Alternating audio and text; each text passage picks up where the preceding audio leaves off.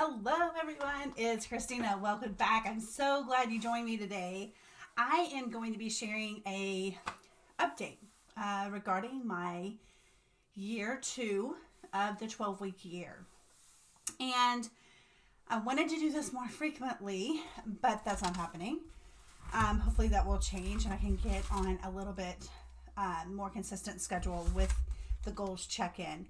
I was just looking at my calendar and I am in week 7 this week.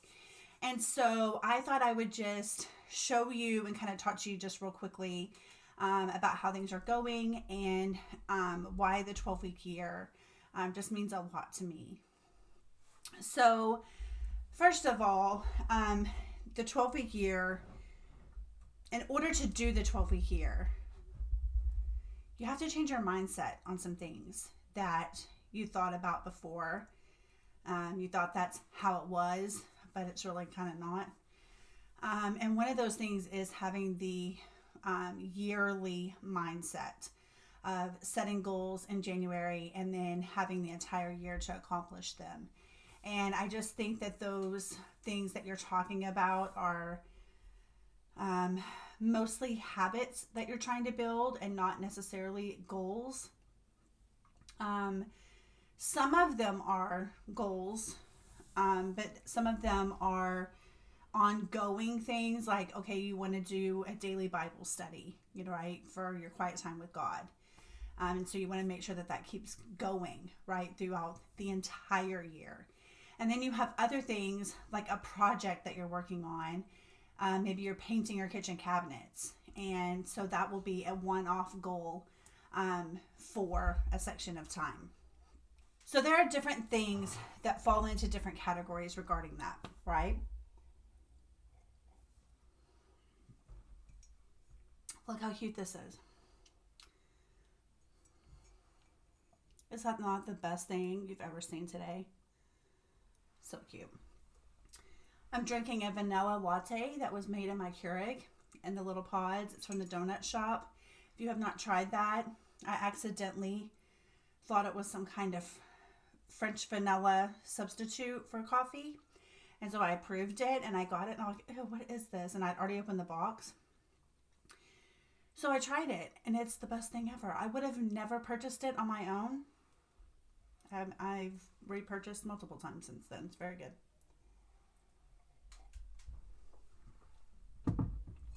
So, the thing that makes it different, the thing that makes the 12-week year different is that whole mindset, right? Like I just said. It kind of puts a bigger sense of urgency on your goals so that you're not waiting around. I want to paint my cabinets this year, like setting yearly goals. Like, when do you think that would happen? What are you going to do? Wait until like October? What happens if you don't plan for it and you don't do it?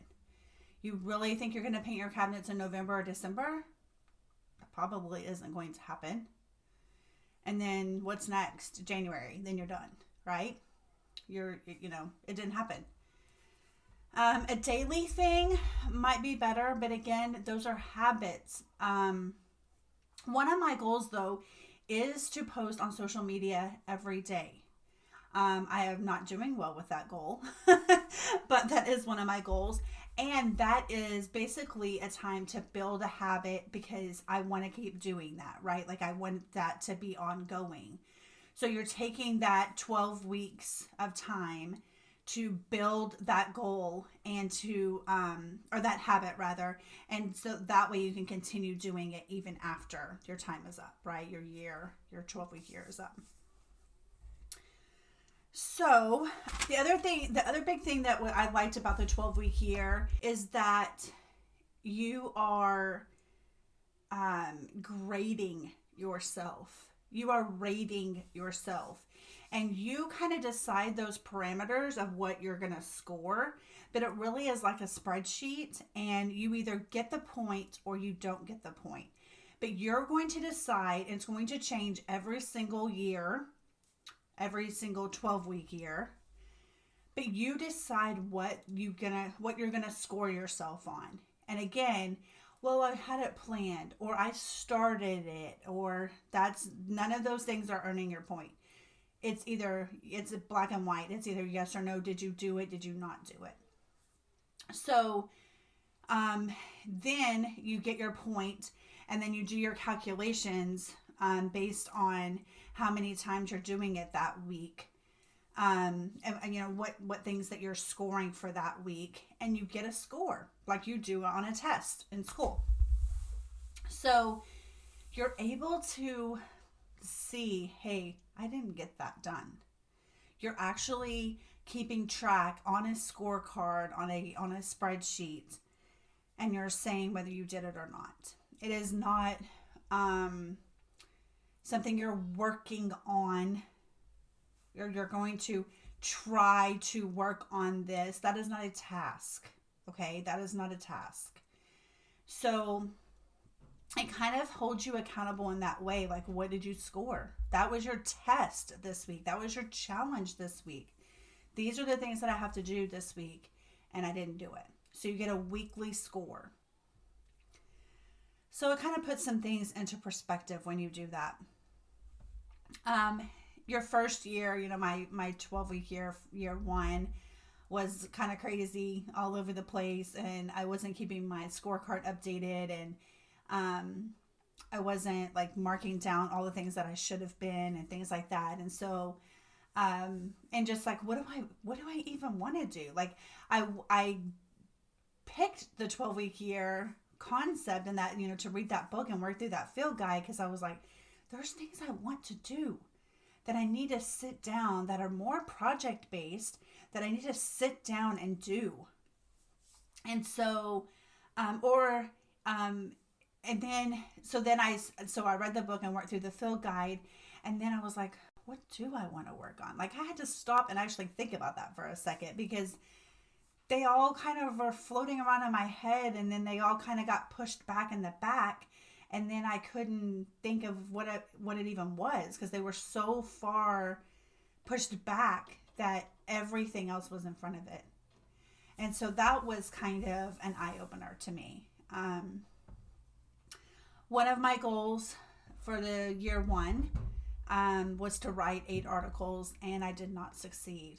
My whole entire process was off, and when your process, a lot of the times you want to maybe allow yourself a couple, 2 or 3 weeks actually, and even keep refining it afterwards. But you want to allow yourself a 2 or 3 weeks even out of your 12 weeks to figure out exactly what it looks like, how you're going to get it done, what the process is going to be. You know the goal, write 8 articles.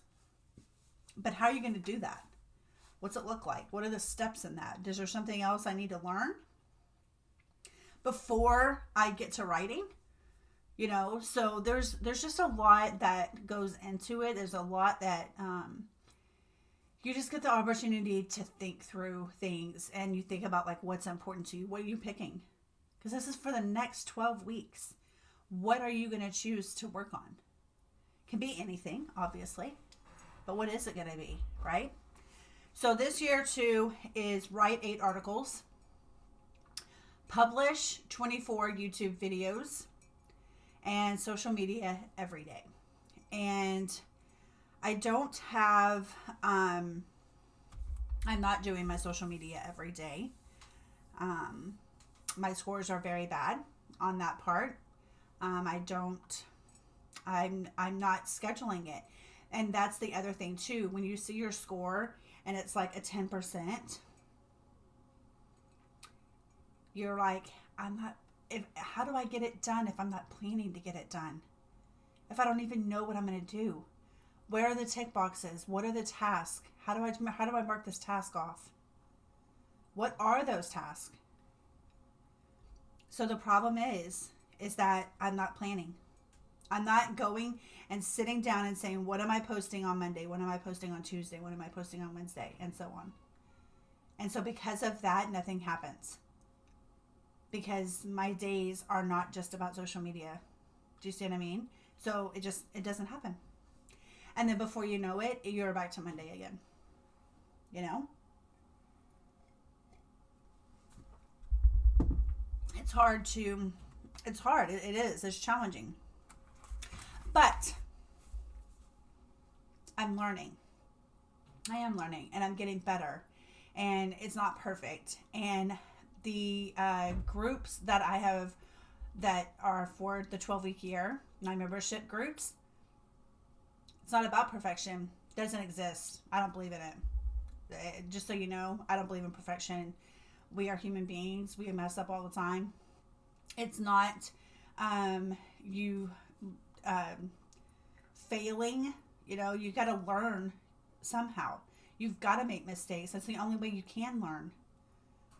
So that's my view on that. A couple other things I wanted to mention is how Elrod wrote The Miracle Morning, and I'm currently reading that book as well. It just so happens. And he does 30-day challenges, setting monthly goals.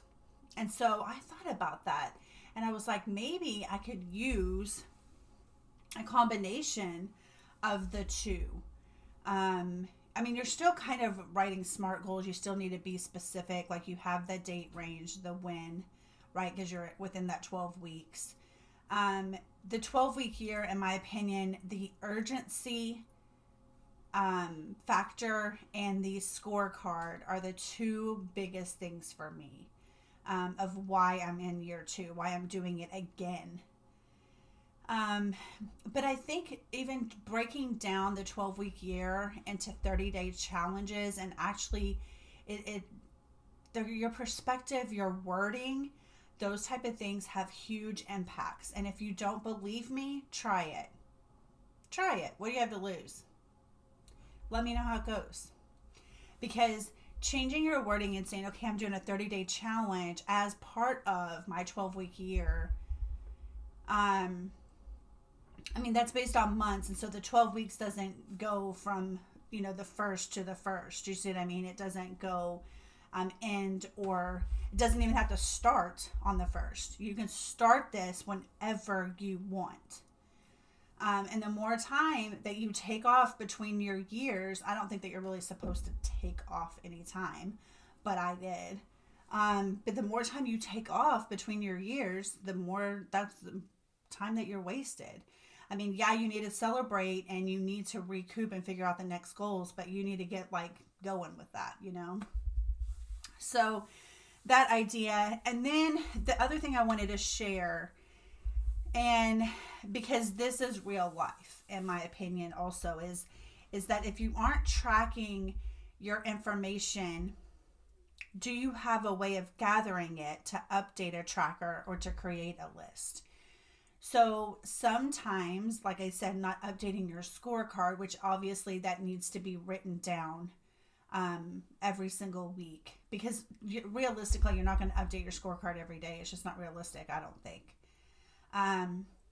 But you need to have the information available so that when you do sit down to update it, you know the answers. Yes, I did that. Yes, I did that. Yes, I did that. No, I didn't. No, I didn't. And so those were a couple of the things that I was thinking about in my adjustments as I am approaching this week 7, because today is Monday, so it's week 7.